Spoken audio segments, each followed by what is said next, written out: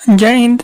आज की इस वीडियो में हम लोग SSC GD NTPC group D exam के लिए मैथ और रीजनिंग के कुछ इंपॉर्टेंट क्वेश्चन करेंगे, जो कि दोस्तों सारे एग्जाम के लिए बहुत इंपॉर्टेंट है। एसएससी जीडी एग्जाम, एनटीपीसी और ग्रुप डी का एग्जाम जो होने वाला है, सभी एग्जाम के लिए बहुत ही इंपॉर्टेंट क्वेश्चन होने वाला है। तो आप लोग इस वीडियो को पूरा देखिएगा। ये जितने भी क्वेश्चन वो प्रीवियस ईयर क्वेश्चन है, यानी ये प्रीवियस ईयर एग्जाम्स में पूछे गए हैं, तो इस सारे क्वेश्चन इंपॉर्टेंट हो जाएंगे आप लोग के लिए। तो फर्स्ट क्वेश्चन से बने रहिएगा। और इस वीडियो में टोटल हम लोग 10 क्वेश्चन करेंगे, जिसमें 5 मैथ और 5 रीजनिंग के क्वेश्चन रहेंगे। तो चलिए शुरू करते हैं इस वीडियो को। सबसे पहले हम लोग 5 मैथ के क्वेश्चन करेंगे, उसके बाद बाकी 5 रीजनिंग के क्वेश्चन करेंगे। तो चलिए स्टार्ट करते हैं इस वीडियो को। तो सबसे पहले क्वेश्चन हम लोग मैथ का देख सकते हैं। यहाँ पे क्या बोला गया, टॉम और जेरी मिलकर एक घर को 9 दिनों में पेंट कर सकते हैं। यदि टॉम अकेले उसी घर को 15 दिनों में पेंट कर सकता है, तो जेरी उस घर को कितने दिन में पेंट करेगा। दोस्तों यहाँ दो लोग हैं, एक टॉम है और एक जेरी है। तो टॉम प्लस जेरी मिलकर उस काम को कितने दिन में कर रहा है, 9 दिन। और अकेले टॉम उस घर को कितने दिन में पेंट कर रहा है, 15 दिन में। तो यहाँ पे हम 15 दिन लिख दिए। अब आपसे पूछा है जेरी कितने दिन में उस घर को पेंट कर पाएगा। तो टॉम का जेरी मिल के 9 दिन में और टॉम अकेले 15 दिन। तो इसका अगर हम लोग यहाँ से टोटल वर्क निकालें, तो टॉम और 9 और 15 का जब एलसीएम निकालेंगे तो ये हो जाएगा आपका 45। टोटल वर्क कितना हो गया, 45। टॉम और जेरी मिलके 45 काम को 9 दिन में कर रहे हैं, तो एक दिन में कितना काम कर लेंगे, 5 काम। और टॉम अकेले 45 काम को 15 दिन में कर रहा है, तो एक दिन में कितना काम कर लेगा, 3 काम। अब आप यहाँ पे देख सकते हैं टॉम और जेरी मिलके 9 काम कर रहे हैं, एक दिन में 5 काम कर रहे हैं। और टॉम अकेले एक दिन में तीन काम कर रहा है, तो जेरी अकेले एक दिन में कितना काम कर लेगा, 2 काम। क्योंकि 5 काम हो रहा है, 3 टॉम कर रहा है, तो 2 जेरी करेगा। अब आपसे पूछा है कि जेरी अकेले उस घर को कितने दिन में पेंट कर लेगा। तो दोस्तों टोटल घर जो पेंट करना है वो कितना हो गया, यहाँ पे 45 घर पेंट करने, यानी 45 टोटल वर्क है। और जेरी का एक दिन का काम है 2, तो कितना टाइम लगेगा उसको, 45 टोटल काम यानी 45 टोटल काम है। और डिवाइड किससे कर देंगे, 2 से। 45/2 आपका क्या हो जाएगा, यहाँ पे आंसर हो जाएगा। और 45/2 किस ऑप्शन में है, तो ऑप्शन नंबर 1 में है, और ये आपका बिल्कुल सही उत्तर हो जाएगा। तो ये पहला क्वेश्चन था, उम्मीद करते समझ गए होंगे। अब चलिए देखते हैं दूसरा क्वेश्चन को और देखते हैं कि वो क्या बोल रहा है। तो दोस्तों दूसरा क्वेश्चन देखते हैं। यहाँ पे सिंपल इंटरेस्ट है। एक निश्चित राशि पर 12% की वार्षिक दर से 3/2 वर्ष और 7/2 वर्ष के लिए साधारण ब्याज का अंतर रुपए में 1920 है, तो राशि कितनी होगी। आपको यहाँ पे रेट बिल्कुल सेम दिया हुआ है, बस दो अलग अलग टाइम दिया। रेट कितना दिया हुआ है, 12%। इसके साथ एक बार 3/2 साल के लिए इंटरेस्ट निकालना है, और एक बार 12% के साथ 7/2 साल के लिए, यानी टाइम आपको 2 अलग अलग दे दिया है, रेट बिल्कुल सेम है। तो जब रेट बिल्कुल सेम है और यहाँ पे टाइम 2 अलग अलग है, एक बार 3/2 साल और एक बार 7/2 साल, यानी 7/2 और 3/2। तो जब हम लोग 12% के रेट से 3/2 साल के लिए रेट निकालेंगे, तो टोटल रेट कितना निकल जाएगा, टोटल रेट यहाँ पे निकल जाएगा 18%। और जब हम लोग 12% के रेट से 7/2 साल के लिए निकालेंगे, तो यहाँ पे टोटल रेट कितना निकल जाएगा, 42%। जब हम लोग 3/2 साल के लिए, यानी 3/2 साल के लिए निकाले, तो कितना निकल गया, 18%। और 7/2 साल के लिए निकाले तो 42%। इसी का अंतर यहाँ पे कितना दिया हुआ है, 1920। देखिए 18% और 42% में अंतर कितना का हो जाएगा, परसेंटेज में अंतर कितना का हो जाएगा, 24 का। तो इसको पहले क्लियर करते हैं।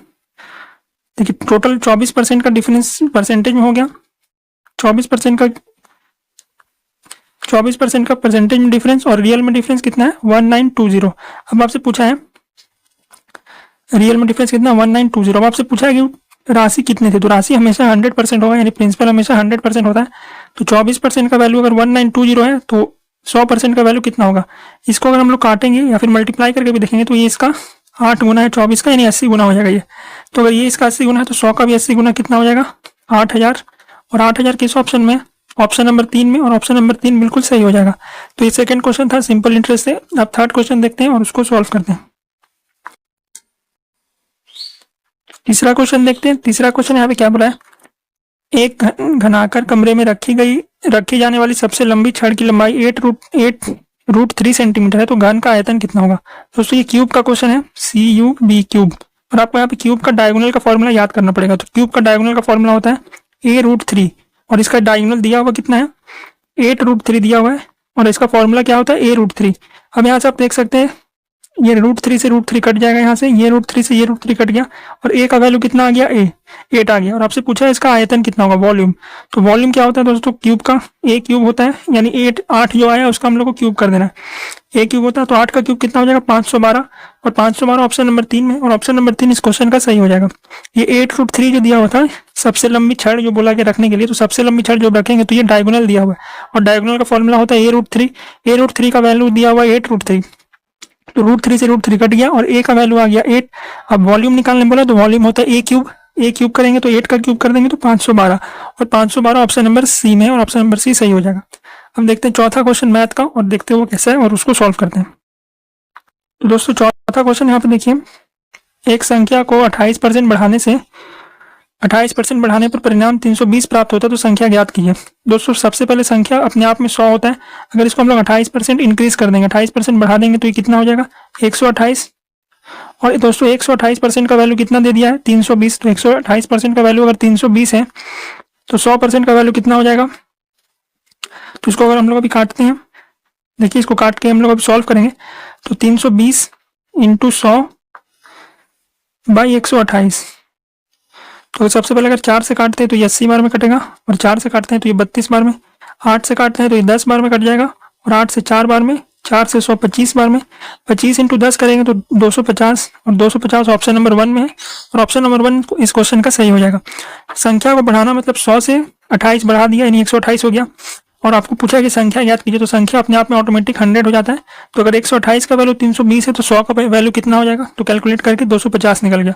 अब नेक्स्ट क्वेश्चन देखते हैं, 14 नंबर क्वेश्चन, और ये 5वां नंबर क्वेश्चन है, 5वां नंबर क्वेश्चन, और ये लास्ट क्वेश्चन है मैथ का। इसके बाद हम लोग रीजनिंग का 5 क्वेश्चन और करेंगे। तो इसमें देखिए क्या बोला है, 5 क्रमागत विषम संख्या का औसत 21 है, इन 5 संख्याओं में से सबसे बड़ी संख्या क्या होगी। दोस्तों जब भी आपको यहाँ पे इस तरह का क्वेश्चन दिया जाए तो जो सब औसत रहता है उसको बीच में लिख लेना है, और उसके बगल में बाकी बचा जो संख्या उसको लिख देना है। तो देखिए 5 संख्या था जिसमें से औसत 21 है, तो 5 संख्या होगा, तो 5 संख्या में से पहला संख्या क्या हो गया, 21। अब 2 से और 4 संख्या कैसे लिखेंगे, तो 2 इधर लिखेंगे, इससे 2 छोटा और इससे 2 बड़ा।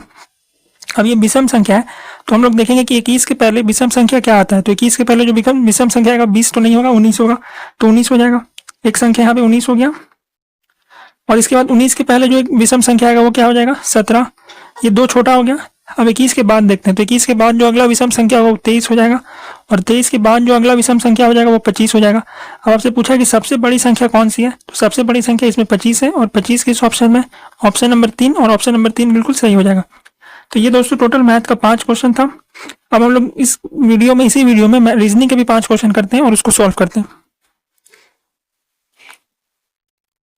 तो दोस्तों चलिए रीजनिंग का क्वेश्चन देखते हैं, और रीजनिंग का पहला क्वेश्चन ये जो दिया हुआ है ये आपका कोडिंग डिकोडिंग से, और यहाँ पे आपको क्या दे दिया है, एल वाई इज टू क्या दे दिया गया है यहाँ पे, K V, L Y is two K V, और आपसे पूछा जे डब्ल्यू इज टू क्या होगा। तो सबसे पहले आप लोग यहाँ पे नंबर लिख लीजिए, जो अल्फाबेट देता है। एल का नंबर होता है 12, और वाई का नंबर होता है 25, इधर के का नंबर होता है 11, और वी का नंबर होता है 22। ये हो गया।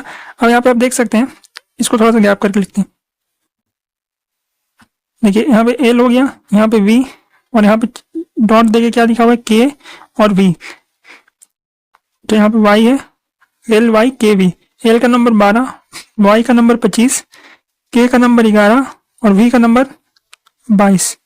दोस्तों यहाँ पे आप देख सकते हैं, अगर ध्यान से देखें तो यहाँ पे है एक 12 एल है, और उसके बाद उससे एक कम हो गया और के हो गया, यानी एक कम हो गया, -1 हो गया। यहाँ पे जब ये आया तो क्या हो गया, -1, और यहाँ पे 25 है, और यहाँ पे कितना आ गया, 22, यानी कितना हो गया, -3। तो एक बार -1 करना है, एक बार -3 कर देना है। तो अगर हम लोग इसी तरह से जे डब्ल्यू को सॉल्व करें, देखिए जे डब्ल्यू अगर हम लोग सॉल्व करेंगे तो देखते हैं कि क्या आता है। जे और डब्ल्यू, जे का नंबर कितना है 10, और डब्ल्यू का नंबर है 23। एक बार इसमें से -1 करना है, एक बार इसमें से -3। तो जे में से जब 1 माइनस करेंगे तो 9 हो जाएगा, और 9 पे कौन सा लेटर आता है, आई। और डब्ल्यू में से अगर हम लोग -3 करेंगे तो 20 हो जाएगा, और 20 में कौन सा लेटर आता है, टी। तो आई टी हो गया। आई टी किस ऑप्शन में, ऑप्शन नंबर 1, और ऑप्शन नंबर 1 इसका सही हो जाएगा। तो इस ऐसे क्वेश्चन को इस तरह से हम लोग सॉल्व कर सकते हैं। सेकंड क्वेश्चन कटिंग फिगर से है। कटिंग फिगर में आप यहाँ पे देख सकते हैं एक सर्किल बना हुआ है, और जब ये पेपर को इस तरफ ऐसे करके मोड़ दिया गया है, इस तरफ से मतलब इस तरफ चला गया, तो जब हम लोग इस पेपर को दोबारा खोलेंगे तो ये जो हाफ सर्किल है, ये फुल सर्किल में बन जाएगा, यानी ये फिगर इस तरह से बन जाएगा, फुल सर्किल हो जाएगा। तो हम लोग इसमें देख सकते हैं बस एक ही ऑप्शन में फुल सर्किल है, ऑप्शन नंबर 4, और ऑप्शन नंबर 4 इस क्वेश्चन का सही आंसर हो जाएगा। थर्ड क्वेश्चन देखते हैं। ये नंबर सीरीज से पहले 30, 28, 24, 16, 0। पहले कितना है 30, फिर कितना है 28, फिर कितना है 24, फिर 16 है, फिर 0 और आपसे नेक्स्ट पूछा है। तो हम लोग सबसे पहले देख रहे हैं कि घटते क्रम में यानी डिक्रीजिंग ऑर्डर में, तो इसको देखते हैं कितना से डिक्रीज हुआ है। 30 से 28 2, 28 से 24 4, 24 से 16 8, और 16 से 0 यानी -16। ये सब माइनस में गया हुआ है, यानी कि कम होते गया। पहले 2 कम हुआ, 4 कम हुआ, 8 कम हुआ, 16 कम हुआ। तो नेक्स्ट कितना कम होगा, 16 का डबल यानी -32 कम होगा। -32 कम होगा तो इस -32 को हम लोग किस में ऐड कर देंगे, इसमें। तो 0 में जब हम लोग -32 को ऐड करेंगे तो कितना आ जाएगा, -32 यहाँ आ जाएगा, और ऑप्शन नंबर 4 इसका सही हो जाएगा। अगला क्वेश्चन है यहाँ पे, इसमें देखिए ये भी आपका यहाँ पे P, इसमें सबसे पहले आपको फर्स्ट लेटर चेक करना है। तो P T X B, P का नंबर कितना है 16, T का नंबर 20, X का नंबर 24, और Y का नंबर अगर हम लोग देखें, B का नंबर देखें तो 2 होता है, लेकिन अगर हम लोग इसी क्रम में देखें तो 28 हो गया, यानी 4 करके बढ़ते जा रहा है। तो नेक्स्ट जो नंबर होगा वो 2 + 4 6 हो जाएगा, और 6 पे कौन सा लेटर होता है, F किस ऑप्शन में है, तो 2 ऑप्शन में। तो ये पहले तो 2 और 4 वाला ऑप्शन कट गया, क्योंकि 1 और 3 में F है। अब नेक्स्ट लेटर चेक करते हैं। जब नेक्स्ट लेटर चेक करेंगे तो M है, M का नंबर होता है 13, M का नंबर 13, Q का नंबर हो गया 17, फिर से 4 बढ़ा है, U का नंबर 21, इसमें भी 4 बढ़ गया, Y का नंबर 25। अब हम लोग 25 आ गया, इसमें भी हम लोग को अब 4 बढ़ा देना। तो जब हम लोग 29 करेंगे तो 29 पे कौन सा लेटर होता है, C होता है, यानी 3। 29 मतलब स्टार्टिंग से लेके स्टार्टिंग से 3 हो गया। तो जब हम लोग फर्स्ट लेटर हम लोग का F हो गया था, सेकंड लेटर C है, तो FC से चेक करेंगे तो बस एक ही ऑप्शन है FC से, ऑप्शन नंबर 1, और यही आपका सही आंसर हो जाएगा। नेक्स्ट क्वेश्चन, ये भी आपका इसी तरह से लेटर से है, FCQBYM। तो सबसे पहले इसका फर्स्ट लेटर चेक करेंगे, F कितना, इसका लेटर नंबर कितना होता है F का 6, और B का लेटर नंबर कितना होता है 2। तो 6 से 2 कितना कम गया, 4 कम गया, तो 2 आ गया। C का नंबर कितना होता है 3, Y का नंबर कितना होता है 25, इसमें भी कितना कम गया, तो 4 कमा है। Q का नंबर कितना होता है 17, और इसमें भी कितना हो गया -4, यानी सब में -4 होते गया।